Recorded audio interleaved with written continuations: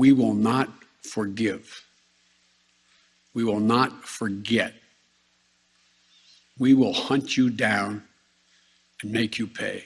These American service members who gave their lives, it's an overused word, but it's totally appropriate here, were heroes.